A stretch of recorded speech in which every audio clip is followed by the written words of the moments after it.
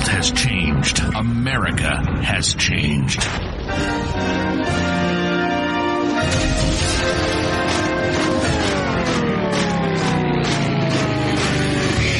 If something were to happen tomorrow, how self-sufficient would you be? Could you grow your own food? Could you sustain your own livestock? Could you survive? This is the We Grow Our Show with Nick and Don. Nick and Don talk about everything from politics to planting. They cover techniques, methods, and tips on how to not only survive, but thrive. Visit the website at WeGrowOurs.com. Lock and load. This is the We Grow Our Show. Get your grow on. Welcome to We Grow Ours. How's that new intro? I love it. Oh man, I love it, but I feel kind of nerdy, kind of dorky because I'm getting pumped up and it's cool to have my name in an intro, I gotta say. Absolutely. Oh, I'm excited. I think it's great.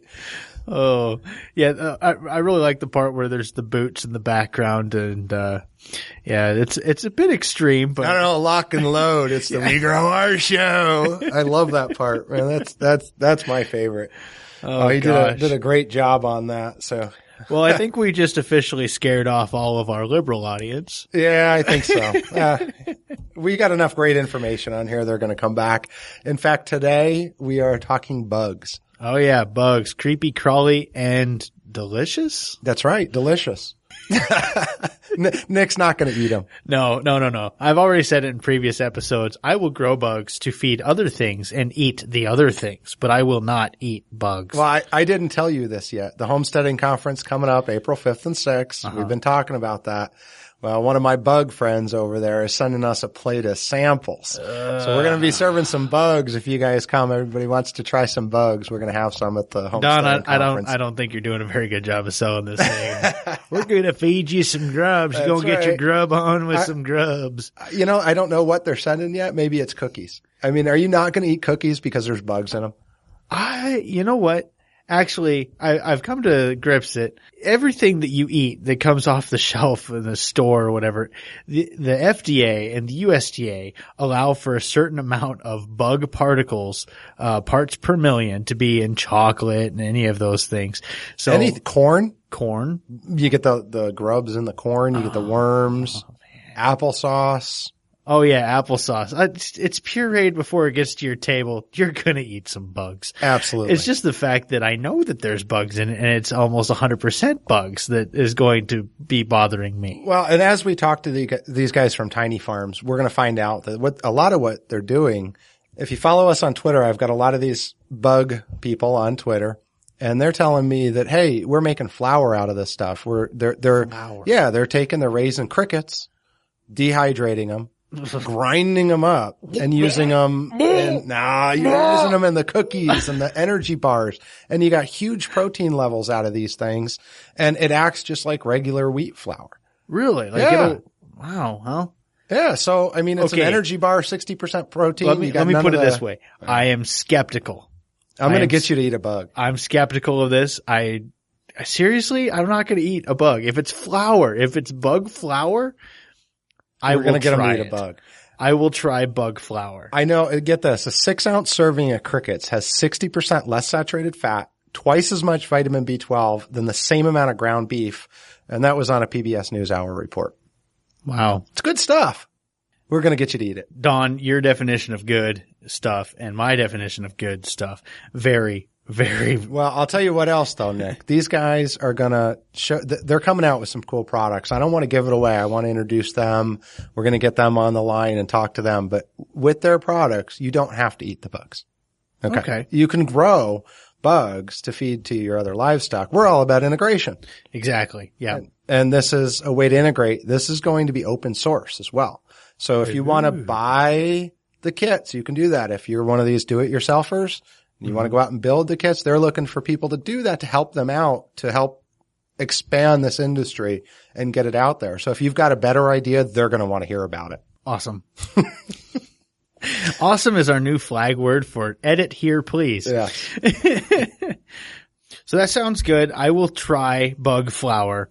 Don't think I'm going to eat a straight up bug yet. That'll take a little bit more convincing. I know if I bring you cookies, you're going to eat them, and then I'll tell you it's cricket flour. Because you're not going to pass up a plate of cookies, no, I'm are not you? going to pass up a plate I of didn't cookies. think so. Yeah. I'd probably put dog crap in there instead of Oh, chocolate. come on. I'm going to edit that out now, too. Jeez. Yeah, welcome to episode 4. 4, yeah. Episode 4. And guys, I want to thank all the listeners. Wow. Awesome. Awesome. Because we've actually gotten quite a bit of feedback from you guys. We've got a lot of downloads. We've got a lot of people subscribing to the show, and we want to thank you. We're just going to continue on bringing the best information we can. And we are going to bring on Tiny Farms and get those guys on the line. Yay, Tiny Farms. All right, we have Daniel from Tiny Farms on. Tiny Farms is located in San Francisco Bay Area down in California, and these are the bug people. Yeah. Hello, nice to meet you, everybody. Thank you. Tell us a little bit about who you are and what you guys are doing. Yeah, of course. So basically, for the last couple of years, we're basically 3 friends who started a company together. And it all started after noticing that there's this kind of growing movement of people basically realizing that there's this huge potential source of protein that could really make a difference to the kind of availability of food for people around the world. And to cut a long story short, is insect protein. And basically people since the dawn of human history have been eating insects. Basically at some point in at least Western history, we've kind of stopped doing that, where a lot of different crops and animals have been part of the kind of industrialized food system that we have now. Insects were never really included in that. So we've got this bizarre situation where about 60% of the world's population eat insects regularly. But there's really only a very limited degree of actual farming of insects. People eat insects that they've collected from the environment, and there are some farms in some countries where this stuff's been best developed than in others. But especially in the West, people don't even eat insects. What we're trying to do basically is contribute to this growing movement of people who have realized that there's a huge opportunity to make a big difference and feed people by advancing the technology that exists for growing insects at scale. That's fascinating stuff. Tell me a little, I'm looking at some of the links that you sent me that I'll post up for our listeners. And one of the things that caught my eyes was that over 2/3 of the world's farmland is devoted to raising livestock, while yielding only half an ounce of cooked beef for every pound of feedlot grain.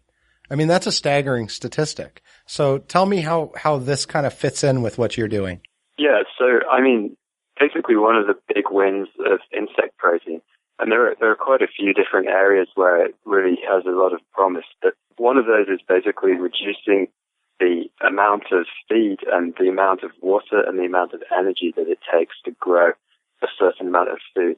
So if you think of a cow, a cow spends its whole life eating, and it eats the same stuff that we do, and it also takes extra energy to kind of keep it at the right temperature and look after it throughout its life and then slaughter it.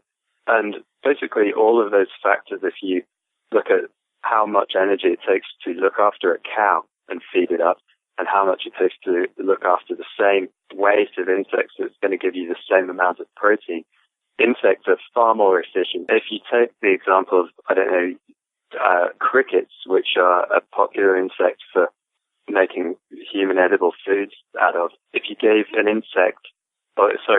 feed 10 pounds of feed to a cow, you get 1 pound of beef back. And if you feed 10 pounds of feed to crickets, then you'll be able to grow 8 pounds of crickets. And if you look at those crickets themselves, 80% of the animal is edible. So there's only a small amount of it which isn't sort of able to be incorporated into food, and it isn't digestible. Whereas if you look at beef, most of what you get on a cow is bone and cartilage and inedible parts, and only 40% of the cow is actually eaten. Wow. Just from that perspective, there's a huge efficiency. So I actually, I've looked into those numbers, and my dad actually raises beef in Wisconsin, and I asked him to estimate how much feed a cow goes through in order to produce a steer that can be eaten. And you're right on. He guessed it was about 9 pounds of feed for every 1 pound of beef. But 10 to 1 sounds about right too. We're right in that ballpark. And I raise rabbits, and it's almost a 1-to-1 conversion. Not quite. It's a little less efficient than that. But I've got this theory that the smaller the animal is, the less energy it spends moving around. So the more food it can, you can get out of exactly. You can, for the amount of food that you put into it, you get a lot more out in smaller animals. And bugs, you can't get much smaller than that. Well, and bugs are cold-blooded too, right, Daniel? Right, exactly. So, I mean, whereas a cow has to spend a huge amount of energy sustaining its body temperature in whatever conditions it happens to be in, insects will basically just make do with the environmental conditions they find themselves in. So for quite a lot of species that people are looking at for growing for food, their optimal temperature is sort of in the 80s. And if you can give them that temperature, they'll reproduce and grow incredibly fast. But then if you reduce that temperature down, they basically slow down and stop being as efficient. And at a certain point, they won't be able to reproduce. But they're basically not wasting any of their energy on maintaining a temperature themselves. That's great. Tell me a little bit about the nutritional value of the bugs. You'd mentioned some crickets. I know we talked about, the protein levels. Are all bugs the same nutritional value, or do they vary depending on the type of bug? So, yeah, absolutely varies on the type. And the crazy thing is that there are literally thousands of edible species of insects. There are new insects discovered every day, and there are probably new edible insects discovered every other day. I mean, it's just a really unexplored kind of area. And if you look at the kind of species that people have done the research into, the big two in the West at the moment are crickets and mealworms, and that's mainly because of the ease of looking after them and the kind of pretty good nutritional profile. So if you look at, there are a few companies out there that are making consumer food products with insects, and one company that has a really great website with some of this information in is a company called Charpul. That's Chapul. Their website says that crickets have 15% more iron than spinach, twice the protein of the equivalent amount of beef, and as much vitamin B12 as salmon. Oh, wow. And you do find basically, if we've been doing a lot of work with mealworms. Mealworms have a similar sort of protein to mass ratio as chicken. So you're looking at things that are equivalent to like really good lean meats, but at a far greater efficiency. And arguably, it's easier to keep them in conditions that they themselves sort of, if not enjoy, that they're basically optimal for the animal, whereas raising other livestock, it can be difficult to do efficiently and still have the animal kind of live in a pleasant way. So we've been talking about bugs now for a little while, and I got to ask you the question that might come off as offensive, but what the heck are you thinking eating bugs? That's what's on everybody's mind. It's a paradigm that we're stuck in. I have to admit, I am stuck in that paradigm too. If somebody comes out with a plate load of crickets, I'm probably going to be declining their offer. So how do we get past that paradigm that we're not motivated to eat bugs? How can we get past that? Say the first time I'm going to try a bug, I got to change my mind. How do I do it? Yeah, so I mean, I first of all totally agree. Like when we first started doing this, we came across other people doing it, loved the idea, but the actual reality of eating an insect on purpose when you've never done that knowingly before is a pretty big step. But I mean, I think after you've eaten one, and especially after you've cooked with them, and after you've incorporated them into recipes, and just kind of let that sit for a while, you kind of realize that they are just food. And now, if I look at a bag of mealworms in the freezer, it just looks like anything else you might have in the freezer, like ground beef or sort of steak or anything. And I mean, I think a big part of it depends on who you are. Some people are more adventurous eaters naturally, and they're going to be happy eating a handful of, I don't know, roasted and seasoned crickets. But other people might not be so comfortable with the idea that their food still has legs on it. The same way as some people don't like to eat shrimp with the shell on, or even crab or lobster. But there's a huge amount you can do to really just incorporate insect protein into your food without having to feed the fact that it's bugs. There are a few companies now creating products that use insect flour. So they're basically incorporating this flour that boosts the nutritional profile of things like protein bars. There aren't any legs sticking out. And there are quite a few chefs, kind of entomology researchers, who have come up with recipe books and so on with ideas for incorporating insects into food. And if you look into the countries where people already do this and have been doing it for thousands, or if not hundreds of thousands of years, people are perfectly happy eating insects, and in a whole load of different ways, from whole through to ground up and incorporated into other stuff. Well, my neighbor, he actually served in Vietnam and he was a mechanic out on a Thailand air base. And he said that there were these white cricket-looking things that they called them rice bugs, and they would load up so fat on rice and just cover the runways. And he said that he'd get baggies and go and fill the baggies up and take them into town, and they were like currency. You could get more out of those bugs than you could the local yen or the local, I don't know if it's a Thai mark or what it is, but he said that, that's awesome. that funded his party nights. So he was very grateful for those rice bugs. So they had to taste good. Well, they must have. He said that he was the most popular guy, showing up with a couple of grocery bags full of bugs. So Dan, what do the bugs taste like, Daniel?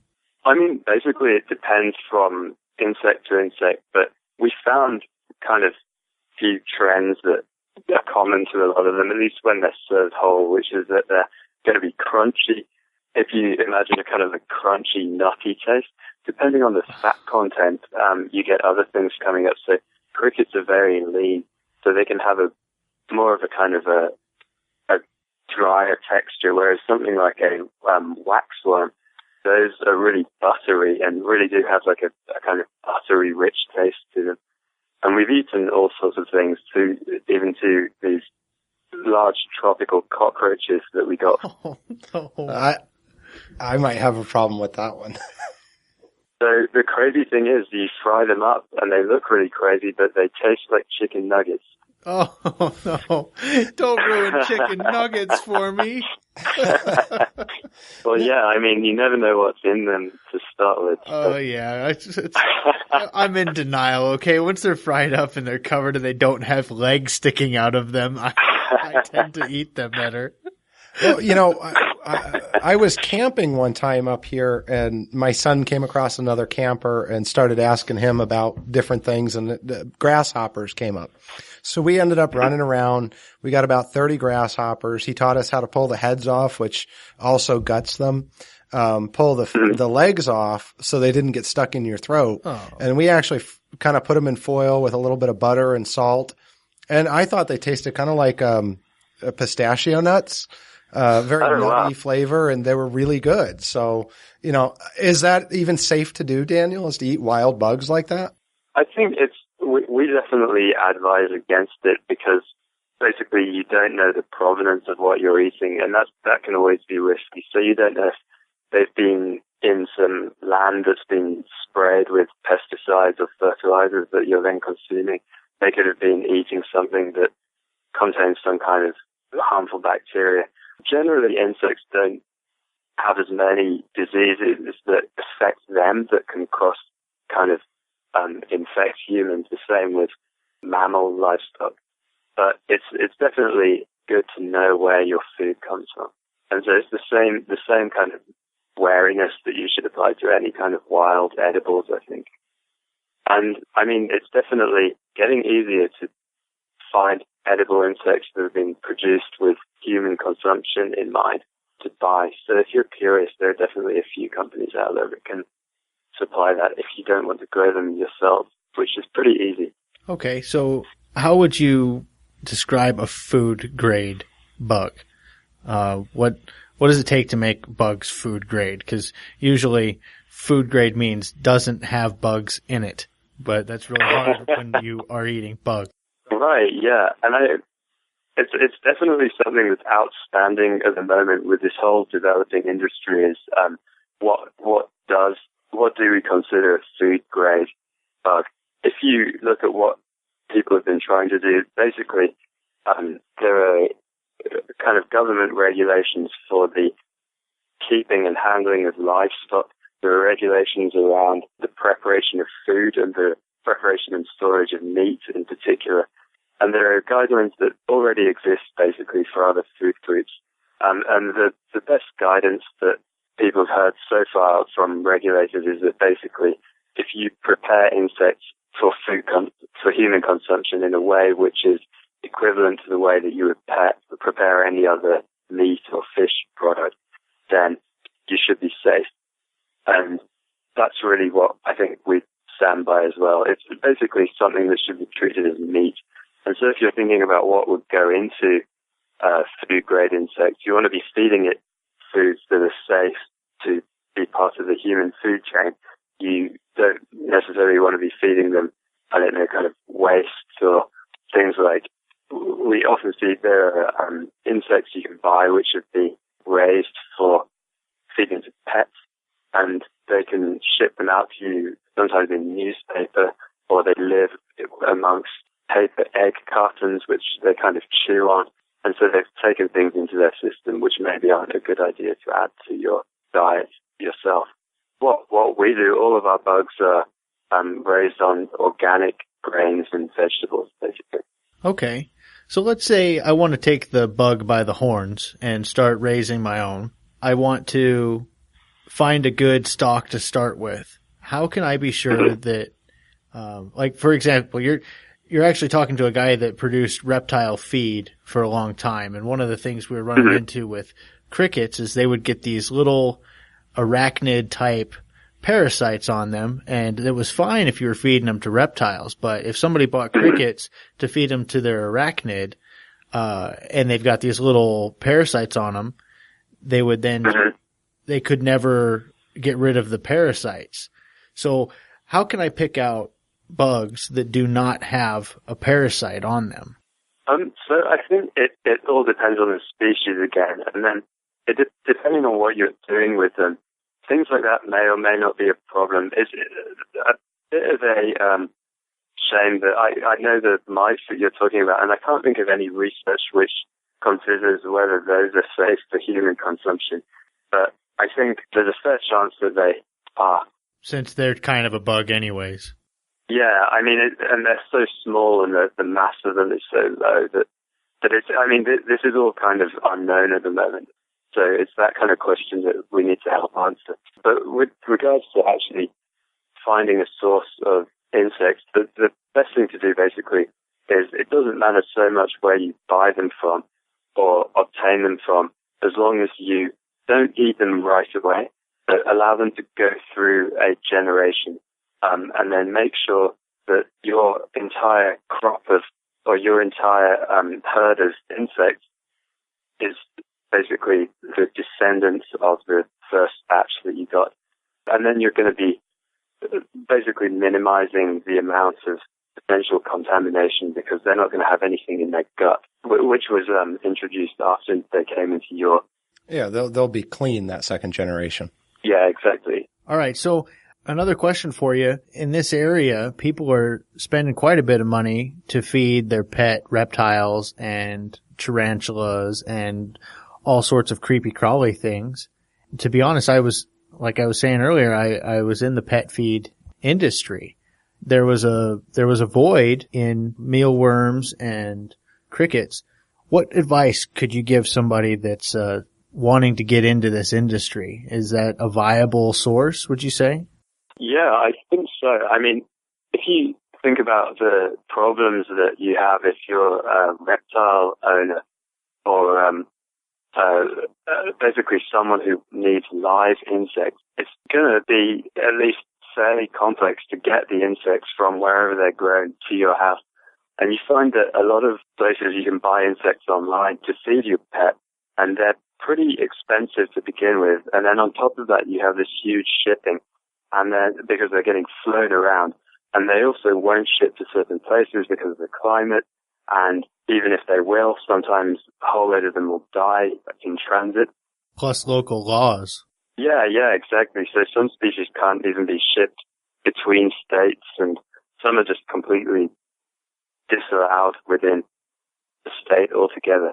So if you basically see an opportunity where there's a sufficient demand for feeder insects near to you, there's a fair chance you're going to be able to offer better pricing and reduced shipping costs to people who live around you. So if you are looking for an additional way to raise some money, what we're thinking about basically is that there's a market for insects for human consumption that's still developing, and it's like in the early stages, and they're kind of like early adopters, or even before early adopters. They're real like pioneers doing this stuff and buying edible insects and cooking with them. But it's going to be a while before there's a big enough market to sustain a huge number of farmers.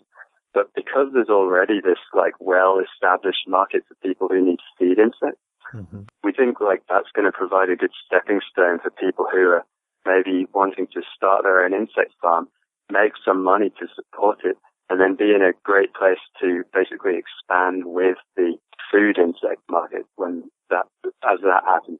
So a good plan would be raise them for pet food now, get your methods down, and then when it blows up for human consumption, just triple or quadruple your production and start going from there. You'd already have a stepping stone into the right direction. I like that. That's a great entrepreneurial approach to this. Yeah, I think so, because you're not making this huge upfront investment speculatively, because you can figure out whether there's already a demand. Maybe there are local pet stores that would buy from you if you had the inventory. You're going to basically get the experience and knowledge about like caring for these things and build that up. And at the point that things really start to grow, you'll be well positioned to basically know what you're doing.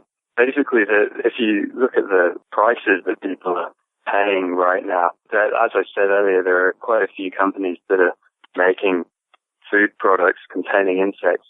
They're having difficulty getting enough, basically, ingredients. They can't buy enough edible bugs to produce the products at the volumes that they could be. So any supplier that's coming online now is going to have some demand. And there's obviously a certain level of kind of food safety thinking that may need to go into starting a venture for food rather than for feed.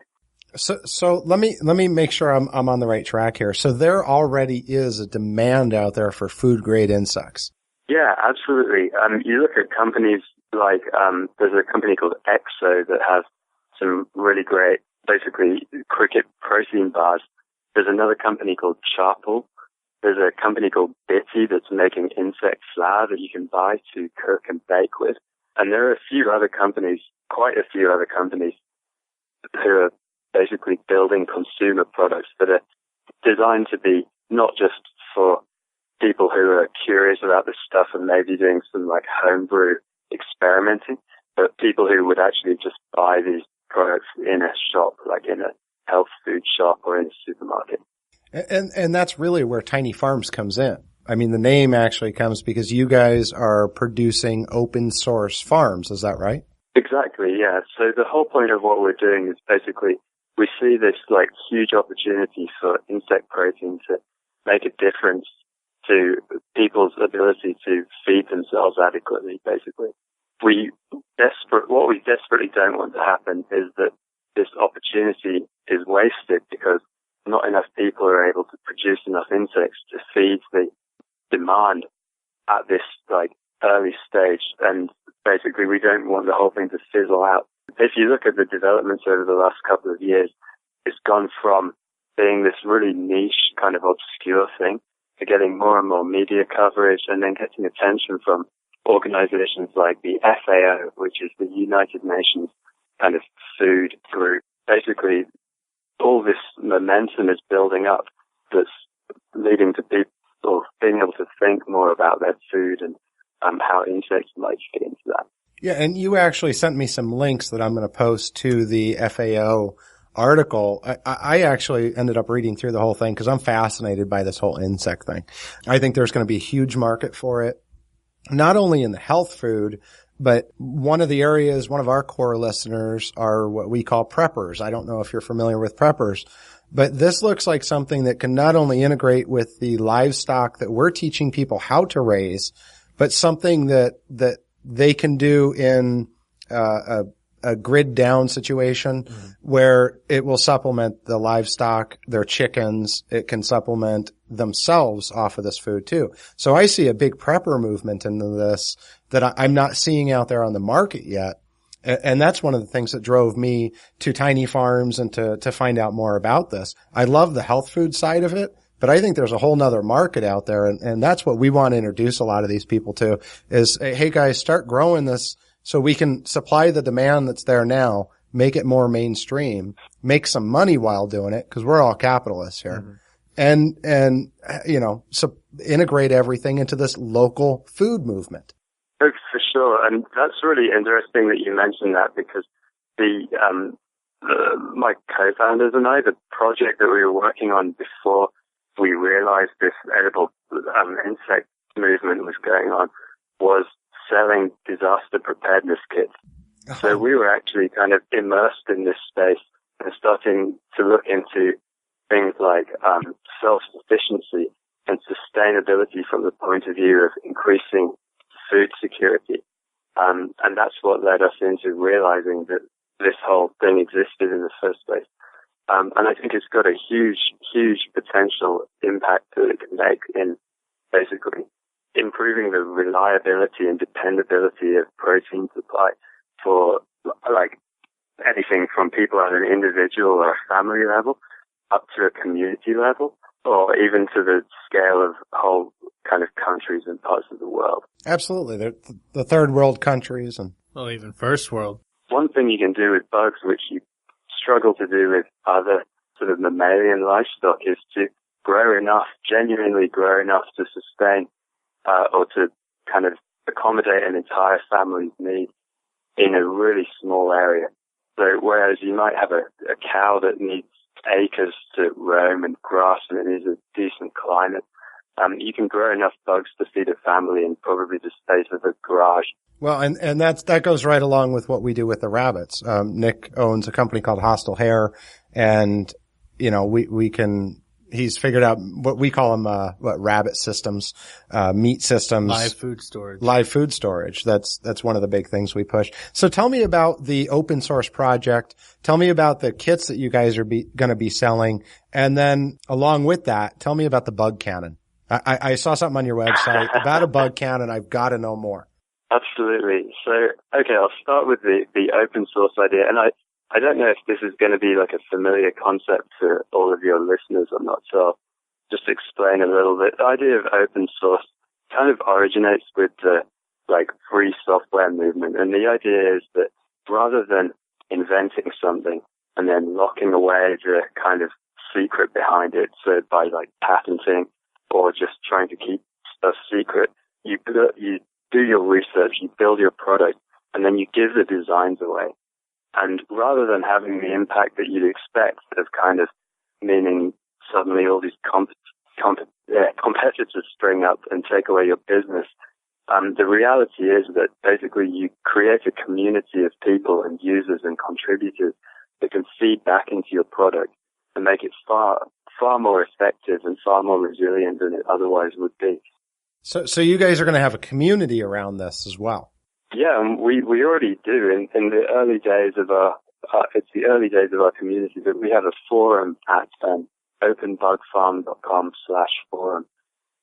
Basically, even in the first couple of months before we've really posted much in the way of plans, although we have put some data up there, we've had a few people contributing their own thoughts and ideas and designs. And there are people who have already been doing this stuff or doing similar things with other kinds of sustainable agriculture that are basically already sharing knowledge.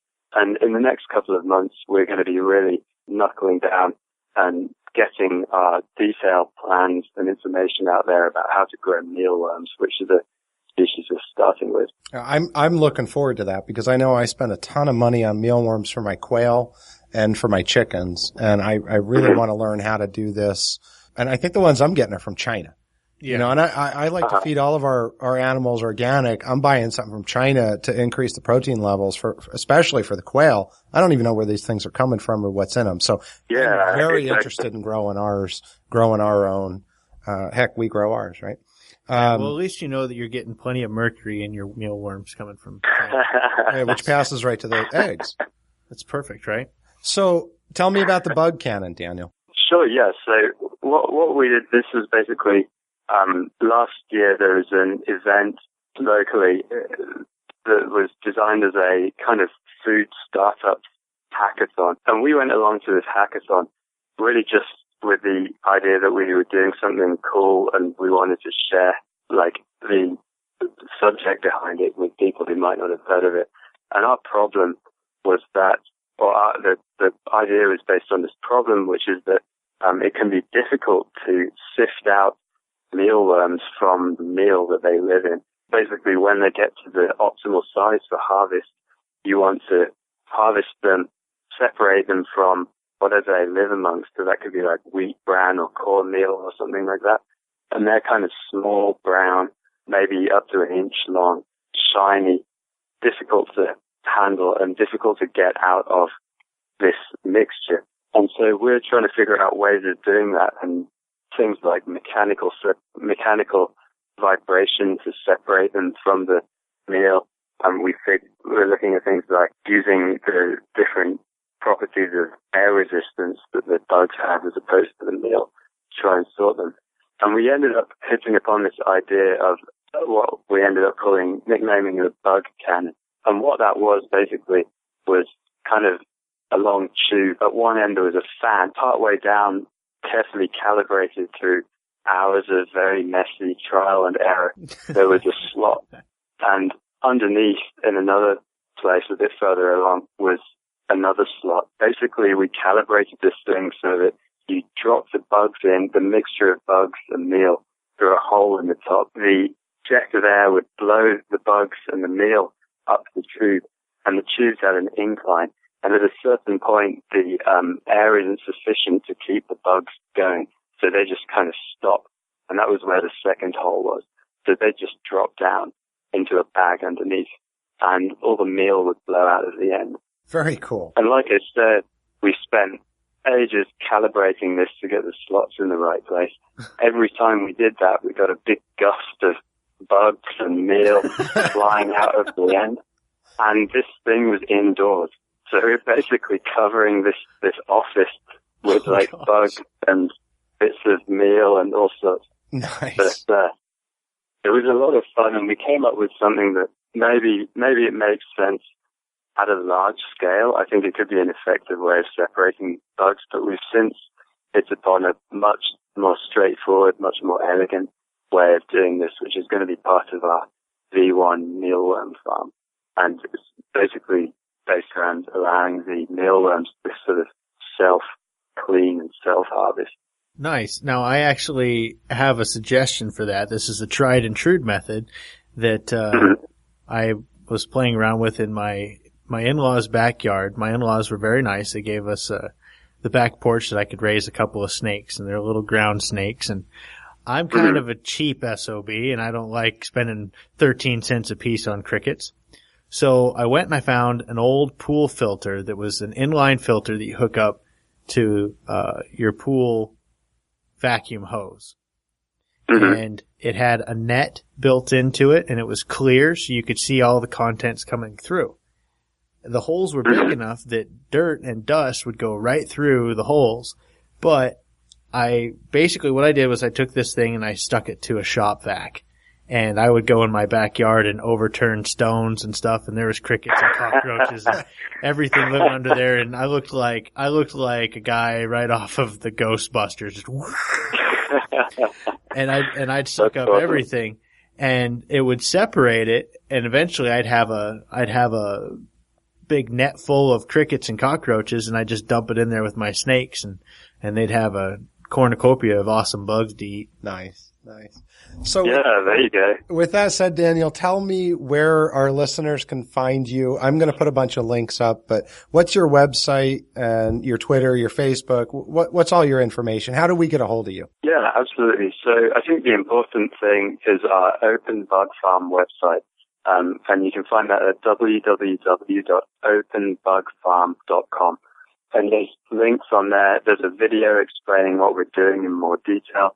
There's the link to the forum, and there's a contact form where you can get in touch with us. But I will say, if you have any interest in the subject whatsoever, you have any questions, whether you think they're smart or dumb or whatever, or you've got any experience to kind of share, we'd really appreciate it if you go on the forum and create an account that's really quick, and you could post it on there. Because not only will you get our response, but the rest of our community can maybe help out and help answer your question, or they'll benefit from your wisdom. And then whatever we respond with, everyone will be able to see. And that kind of is the core of what we're trying to do. We're trying to build this like participatory community around the product that we're building. And that's what makes it so exciting, as well as the bugs. Cool. I will get those links up so all of the users can look at that. Those will be in the show notes at WeGrowOurs.com. Episode number 4, bugs. So, Daniel, thank you so much for all your time. And I've learned a ton. I'm going to have a blast with this. I'm keeping an eye on your website. I can't wait to start farming mealworms and crickets. And I know, at our homesteading conference, we're going to be serving some bugs too for people to taste. Thanks to you, we were able to get in touch with somebody that can supply those to us. So again, thank you so much for your time. Yeah, thank you, Daniel. That's fantastic. Thank you. It's been a lot of fun talking, and we'll definitely have to send you guys over a V1 of our kit. All right. That'll Absolutely. be great. Yeah, we'll get it out there and get people to take a look at it. All right. So that was Daniel with tinyfarms.com. Actually, Yeah, go ahead. what's the other website? I'll put it online. Okay. That was awesome. I was holding back a little bit. I have to say I'm still not ready to go munching on some crickets, but I definitely have a goal to overcome my own, not really a fear, but my own, X factor, if you will. Yeah, absolutely. If you don't try it, you don't know if you like it. Is that? Well, I haven't tried jumping in a swamp I full of figured you were gonna electric say something eels, like that. but, you know, Yeah, good point. But, within reason, I'll try just about anything. I'm telling you, you look at, like I said, all this land that's being used for livestock. You look at the world population, and we can't sustain this stuff. This is part of what we do. We grow ours for. We teach people to buy local, to grow their own food, to barter with their neighbors, to survive and thrive, as in the intro. Mm-hmm. And Good intro. yeah, I love the intro. So we're lock and load, baby. So this Lock kind and of load your cricket cannon. So this goes right with all of it. Whether you raise them to eat them or not, you now are going to have a resource out there that you can raise these things to barter. Again, if something happens in our society, and I know I'm getting into the whole prepping thing, but some type of economic situation, even a small one, we have a run on food. Something similar happens, even in a local area. If you're raising these things, now you can go out and you can barter because the people that have chickens have nothing to feed them. Exactly. These crickets, these mealworms, not only for you or your family, and if it means survival, I'll eat them. Yeah. I don't have Agreed. a problem doing that. I'm a Les Stroud fan. I watch what he eats. I love this kind of thing. So I'm open to it. But in survival, you may need to eat these things. Yeah, hopefully you can go out and you can get rabbits. Hopefully you're raising your own rabbits. Mm-hmm. What about the tilapia in aquaponics? What do I feed them when I run out of fish food? I got to make my own. We can do that. And this is a way, black soldier fly cultivating. We had a full show on black soldier flies. Same kind of concept. We're not eating the black soldier flies. We're feeding them to the tilapia. Same thing with mealworms and crickets. That I agree with. I am totally for raising bugs to feed to quail, tilapia, and anything else that'll eat them that will then turn into nice juicy meat that I know I like. Right. But if you're going to go through the raising of these insects, Is it a quantity thing where it's just as easy to raise 1 pound as it is to raise 50 pounds? Is it more work? And then now can I sell this, put the money I'm making from even the human consumption side of it, as we talked about? There's a huge demand right now for this. There's local restaurants that serve things, to the foodie groups out there. You know, why not take advantage of that and raise your own bugs? Oh yeah, I'm totally for that. I will produce anything that somebody wants to buy. I'm just not going to eat it. I don't blame you, but I think we'll get you over that. All right, maybe at least eventually. once. You got to eat one cricket. We'll pull the legs off so it doesn't get stuck in your throat. Thank you. That's so reassuring. Oh, we're going to make it better so it doesn't get stuck in your throat. Well, one of the things that I've seen online, Andrew Zimmer and Bizarre Foods America, he's had a couple of shows where he does the bugs. They'll actually grind some of these up and serve them in the beef patties. So you don't even know they're in there. You don't necessarily taste them. You put them in soup, do things like that. I mean, it's phenomenal. Well, when I used to work at a certain pizza place, we used to throw cockroaches in the oven to see how far they could run without their eggs being burned, without their legs getting burned off. The longest one was 10 seconds. So do we want a random plug of the week this week to be that pizza place? Because I actually don't have a random plug of the week. Can you think of somebody off the top of your head? Gosh, dang it. I was thinking of somebody on the way over here and I just can't remember. How about Mombies? Mombies is good. You familiar with them? A little bit. Yeah, they're Mombies is play off the zombies, but they do survival gear for moms. So check out their website, Mombies. Mombies it is. I think we don't know their exact website. Oh, sure we do. It'll be in the show notes. WeGrowOurs.com. See how I did that? WeGrowOurs.com. Oh, and then you can episode 4, look up in the show notes and you can get the exact website. Survival bags for moms. I think they cater to moms and they put things in there like the dads may not. Oh, how's there that? You go. Huh. It's prepping with a feminine touch. Absolutely. They're going to love this. I mean, they're going to get mad at me now. I'm going to get a letter from them saying, don't mention us on your show again. So I'm trying to be nice here. So what else? What else is in the news? Have you seen anything that we should wrap up with? Or Well, I think next week we'll be talking a little bit about the president's address since it is Tuesday night right now and we didn't get to watch it before recording this episode. Yeah, we're going to be a week behind at that point. We're going to be a week behind. Actually, a week and like 5 days. So just know lies, lies, lies, hate, hate, hate. That about sums it up. Hey, we're going to get into politics now. Oh boy. The problem is people go in with a preconceived notion, and this presidential address is nothing but a dog and pony show to go up there and rally the troops that he's got, and the other side, the Republican, is going to go out and they're going to rally their troops, and nothing changes at the end of the day. So I don't even see what the point of this is. Yeah, I'll agree with you there. In fact, I've had a couple of conversations. I am traditionally conservative. That's how I vote. That's how I act. I lean a lot more towards the libertarians. I think that some ideas that they have are a little bit out there, but at the same time, I agree with a lot of what is being communicated there. There's not a whole lot that I agree with on the left, other than we do need to take care of the people in our community that are less fortunate. I just think that it should be the responsibility of a tighter knit community as opposed to a nationwide blanket sweep of let's fix everybody's problems.